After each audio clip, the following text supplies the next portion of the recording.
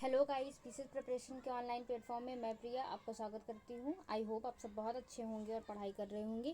देखिए, राष्ट्रीय आंदोलन का आज हम लोग 10वां पार्ट पढ़ने वाले हैं। और देखिए, अगर आपको वीडियो अच्छी लगती है तो प्लीज़ आप लोग लाइक किया करो, शेयर किया करो और प्लीज़ मेरे चैनल को सब्सक्राइब कर दीजिए और कमेंट करके ज़रूर बताया करिए आप लोगों को वीडियो कैसी लगती है और नोट्स से बनाते रहिएगा। चलिए देखते हैं पहला क्वेश्चन हमारा क्या कहता है। कह रहा है कि सुभाष चंद्र बोस ने निम्नलिखित में से किस देश में आज़ाद हिंद रेडियो की शुरुआत की थी।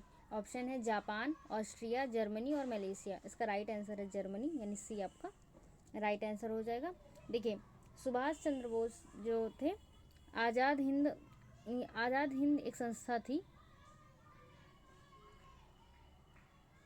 आज़ाद हिंद फौज है ना, ये एक संस्था थी। इसकी पहली डिवीज़न का गठन भी इन्होंने ही किया था। कब किया था? 1942 में। और आज़ाद हिंद फौज में कमांडर इन चीफ मैं लिख देती हूँ, कमांडर इन चीफ के पद पर नियुक्त भी हुए थे। कब? 1943 में। किसमें? आज़ाद हिंद फौज, ये वाली संस्था में। ठीक है, सुभाष चंद्र बोस जी। तो ये इंपॉर्टेंट फैक्ट है, तो इसमें राइट आंसर हो जाएगा। अगला क्वेश्चन देखते हैं। कह रहे क्वेश्चन में कि किस राजनीतिक दल ने 6 जून 1946 को कैबिनेट मिशन प्लान और औपचारिक रूप से स्वीकार कर लिया, जिसमें संप्रभु पाकिस्तान की मांग को अस्वीकार कर दिया था। पहला है हिंदू सभा, फिर है कांग्रेस, फिर है मुस्लिम लीग, फिर है यूनियनिस्ट पार्टी। तो इसका राइट आंसर हो जाएगा सी, मुस्लिम लीग। अगला क्वेश्चन देखिए। अगला क्वेश्चन है कि निम्नलिखित कथन पर विचार करना है कि एक स्वस्थ शरीर का मतलब है ऐसा शरीर जो अपनी आत्मा के वशीभूत होता है और एक उपकरण की तरह सदैव इसकी सेवा के लिए तैयार रहता है। उपर्युक्त कथन किसका माना जाता है? सरदार पटेल जी का, विंस्टन चर्चिल, महात्मा गांधी और वार्डन पावेल। तो इसका राइट आंसर हो जाएगा महात्मा गांधी, सी आपका राइट आंसर होगा।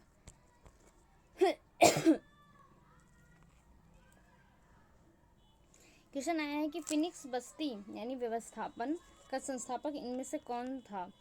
पहला महात्मा गांधी, फिर है BR अम्बेडकर, रविंद्रनाथ टैगोर और स्वामी विवेकानंद। इसका राइट आंसर हो जाएगा महात्मा गांधी, यानी ए आपका राइट आंसर हो जाएगा। देखिए, 1904 ईस्वी में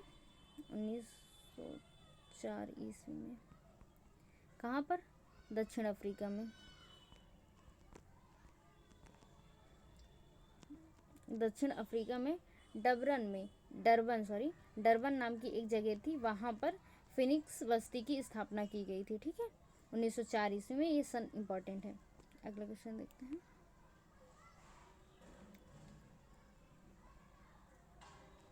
कह रहा है असहयोग आंदोलन के बारे में निम्नलिखित कथन में से कौन सा सही है?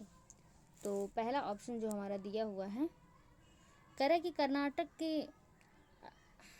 कर्नाटक के किसानों की सार्थक भागीदारी इसकी विशिष्टता रही है। तो देखिए, दक्षिण भारत के राज्यों में कर्नाटक असहयोग आंदोलन से अप्रभावित रहा है, मतलब इसकी कोई भागीदारी नहीं थी। इस वजह से पहला ऑप्शन हमारा गलत हो जाता है। और देखिए, आप लोग क्वेश्चन में गौर करिए, कह रहा है कि सही उत्तर चुनिए, ये लिखा हुआ है सही उत्तर चुनिए, है ना। तो पहला वाला तो हमारा गलत हो गया। दूसरा ऑप्शन दिया हुआ है कि मद्रास और महाराष्ट्र में गैर ब्राह्मण निम्न जातियों की भागीदारी इनकी विशिष्टता रही है, ये एकदम सही है। फिर कह रहा है कि असम, बंगाल और मद्रास जैसे स्थानों में श्रमिक असंतोष की कमी के रूप में इसे चिन्हित किया गया था।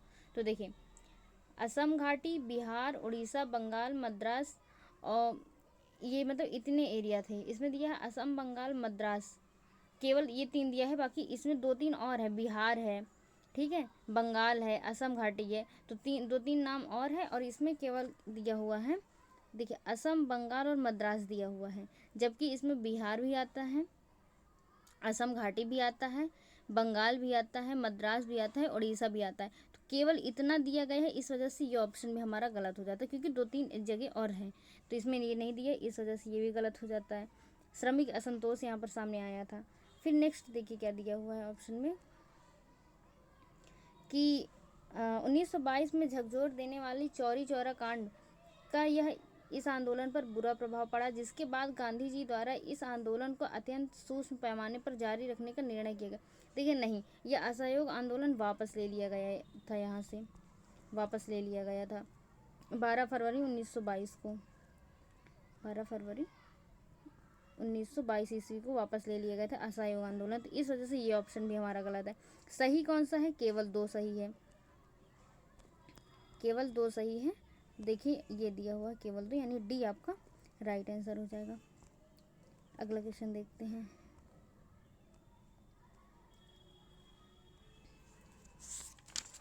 क्वेश्चन कह रहा है कि निम्नलिखित प्रश्न में 2 कथन हैं, कथन 1 और कथन 2। इन दोनों कथनों का सावधानी पूर्वक परीक्षण कीजिए और नीचे दिए गए कूट का सही प्रयोग करके उत्तर चुनिए। ठीक है, पहला है कि साम्यवादियों ने 1931 में अखिल भारतीय ट्रेड यूनियन कांग्रेस को छोड़ दिया था, ये एकदम सही बात है। दूसरा है कि 1928 तक साम्यवादियों ने मुख्य राष्ट्रीय आंदोलन के साथ आगे और कार्य करना बंद कर दिया था, ये भी सही है। और ये इसका मतलब संपूर्ण व्याख्या भी कर रही है। तो देखिए कौन सा ऑप्शन सही होगा। लिखा है कि दोनों अलग अलग कथन अलग अलग सत्य हैं और कथन 2 कथन 1 का सही स्पष्टीकरण है, यही एकदम सही हो जाएगा, यानी ए आपका राइट आंसर हो जाएगा। देखिए क्या है, सूचियों को सुमेलित करना है। ठीक है, अधिनियम दिया हुआ है, इसका वर्षीय कब आया है ये दिया हुआ है, इंपॉर्टेंट है। ठीक है, तो देखिए रोलेट एक्ट ये आया था 1919 में। फिर है नमक मार्च, नमक मार्च आया था 1930 को, ये यहाँ पर है। चौरी चौरा घटना, तो चौरी चौरा घटना हमारा हुआ था 1922 ईस्वी में। और फिर द्वितीय गोलमेज सम्मेलन ये 1931 ईस्वी में हुआ था, ये है। देखिए रोलेट एक्ट 1919 में आया, तो 1 का 4 देखिए कहाँ कहाँ पर है। 1 का 4 ए में भी है, ये कट हो जाएगा। ठीक है, फिर नमक मार्च आया 1930 में, यानी बी का 3 ये भी दोनों जगह दिया हुआ है। फिर है चौरी चौरा कांड 1922 ईस्वी में, चौरी चौरा यानी 1, तो ये सी में दिया हुआ है, यानी ए आपका राइट आंसर हो जाएगा। ठीक है, अगला क्वेश्चन देखते हैं। देखिए पंजाब नौजवान भारत सभा के संबंध में सर्वाधिक समुचित वर्णन क्या होगा? उसकी आकांक्षा थी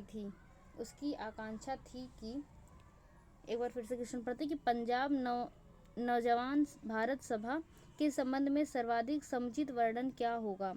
उसकी आकांक्षा थी कि ऑप्शन दिया हुआ 4 कि युवाओं, कृषकों और श्रमिकों के बीच राजनीतिक कार्य करे, पहला ऑप्शन। दूसरा है कि छात्रों के बीच क्रांति के दर्शन का प्रसार करे, श्रमिकों के बीच साम्राज्यवाद विरोधी विचार विमर्श प्रारंभ करे, और चौथा है कि पंजाब के ट्रेड यूनियन आंदोलन की रचना में सहायक हो। इसका राइट आंसर हो जाएगा ए, युवाओं, कृषकों और श्रमिकों के बीच राजनीतिक कार्य करे। ठीक है, अगला देखते हैं। क्वेश्चन है कि निम्नलिखित में से कौन सा प्राथमिक रूप से साम्यवादी विचारधारा से संबद्ध था? पहला ऑप्शन दिया हुआ है कि कीर्ति किसान पार्टी, और दूसरा है कि लेबर स्वराज पार्टी। तो देखिए ये दोनों ही हैं, तो ऑप्शन नंबर सी आपका राइट आंसर हो जाएगा। क्वेश्चन आया हुआ है कि घनश्याम दास बिरला,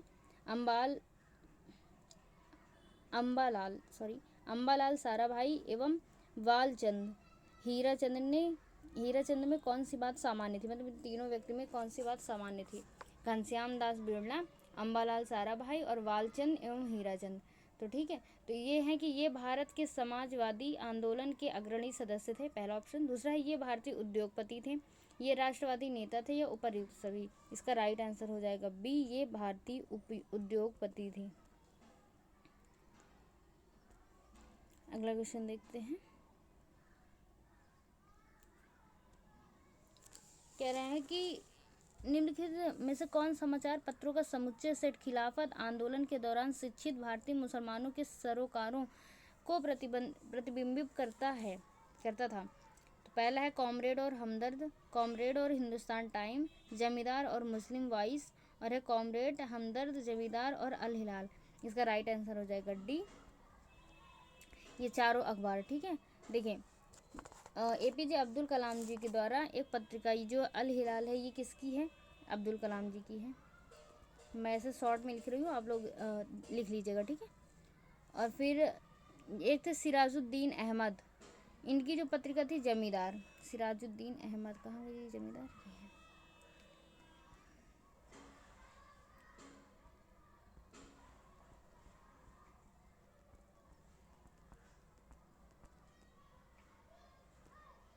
सिराजुद्दीन अहमद। और फिर है कि ये जो कॉमरेड है हमदर्द, और हमदर्द तो उर्दू भाषा की है, अली जौहर के द्वारा आई थी ये। हमदर्द है अली जौहर।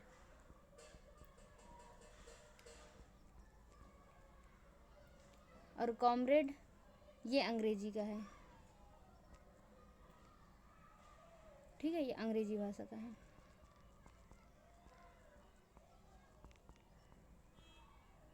तो ये सारे पॉइंट इंपॉर्टेंट है, ये भी आप नोट डाउन कर लीजिएगा।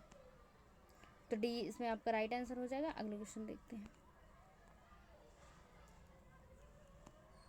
देखिए, दक्षिण भारत के 4 भाषाई क्षेत्रों में कौन सा असहयोग आंदोलन से अप्रभावित रहा? पहला केरल है, फिर तमिलनाडु है, फिर आंध्र प्रदेश और फिर कर्नाटक है, ठीक है। 4 ऑप्शन दिया है, इसका राइट आंसर हो जाएगा कर्नाटक, यानी डी आपका राइट आंसर हो जाएगा। अगला क्वेश्चन क्या है? कह रहा है कि निम्नलिखित कथनों पर विचार कीजिए। बाल गंगाधर तिलक ने अप्रैल 1916 में महाराष्ट्र में होम रूल लीग स्थापना की, ठीक है। तो पहला कह रहा सही उत्तर चुनिए, पहला सही है। दूसरा कह रहा होम रूल आंदोलन से एनसी केलकर नहीं जुड़े थे, तो ये इसमें सचिव थे। होम रूल लीग आंदोलन जो था उसके सचिव थे। होम रूल लीग ये इसके इस संस्था के, ये संस्था है एक, ठीक है, इसके सचिव थे कौन? ये एनसी केलकर। ये वाला गलत हो जाता है इस वजह से, इसलिए ऑप्शन ए आपका राइट आंसर हो जाएगा। अगला देखते हैं। क्वेश्चन कह रहा है कि वर्ष 1939 में सभी प्रांतों में भारतीय मंत्रियों द्वारा त्याग पत्र देने का निम्नलिखित में से कौन सा कारण था? पहला दिया हुआ है कि राज्यपालों ने संवैधानिक प्रधान के रूप में कार्य करने से इनकार कर दिया था। फिर है केंद्र ने प्रांतों को आवश्यक वित्तीय सहायता नहीं प्रदान की थी। फिर द्वितीय विश्व युद्ध शुरू होने के कारण गवर्नर जनरल ने भारतीय प्रशासन को संघीय से एकात्मक में परिवर्तित कर दिया था। और फिर प्रांतीय सरकारों की सहमति के बिना भारत को द्वितीय विश्व युद्ध का पक्षकार घोषित कर दिया गया था। तो इसका राइट आंसर डी हो जाएगा। प्रांतीय सरकारों की सहमति के बिना भारत को द्वितीय विश्व युद्ध का पक्षकार घोषित कर दिया गया था। यही वाला इसका सही है। अगला क्वेश्चन देखते हैं। कह रहे राम प्रसाद बिस्मिल, रोशन सिंह और राजेंद्र लाहिड़ी के बीच क्या समानता है? पहले कि उन्होंने 8 अप्रैल 1929 को केंद्रीय विधानसभा में बम फेंका।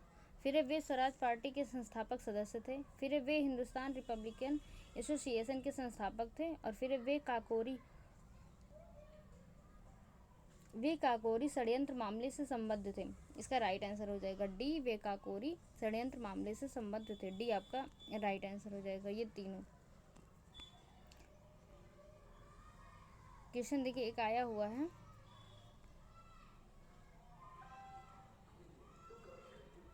कि खिलाफत आंदोलन के बारे में निम्नलिखित में से कौन सा कथन सही नहीं है? गलत वाला यानी पूछ रहा है।